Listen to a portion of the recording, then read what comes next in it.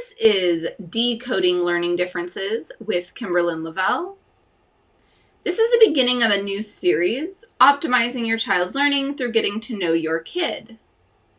In this episode, we are just talking about why this matters and kind of introducing this concept of what we're going to be talking about in the rest of it.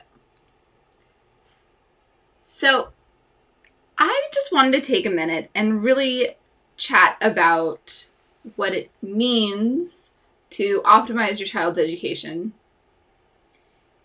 And honestly, it's not the best term because it gives a hint that there might be some way to know when you have optimized and how great it can get, and it gives some idea that maybe there's an actual optimized level, right?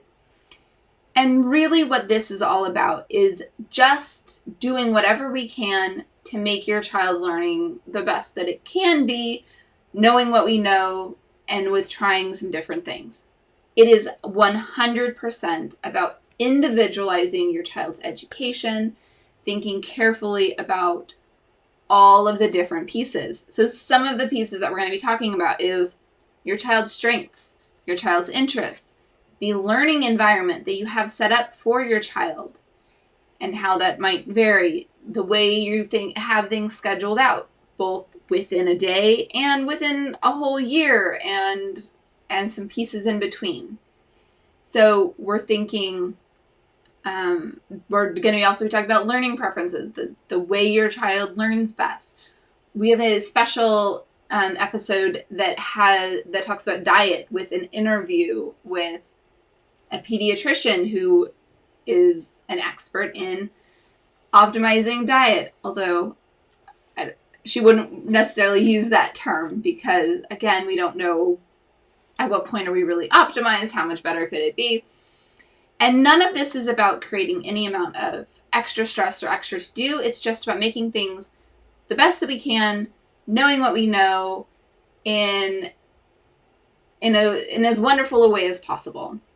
And ultimately, it's about making things less stressful, less challenging, less difficult by recognizing what exactly our child is able to do, what works for them, what gets rid of the tension and the difficulty with maybe the schoolwork that is happening right now or has happened in the past. How do we kind of take away that challenge, that difficulty? How do we make things as easy as possible to learn new things? So there's still challenge there. It's not like too easy, right, where you then lose engagement, but just as pleasant as possible maybe is a better term. Just taking away any outside difficulties, bringing in all the things that make things enjoyable, fun, engaging, right? We had a whole series about make learning fun. Learning should be fun. How to make learning fun.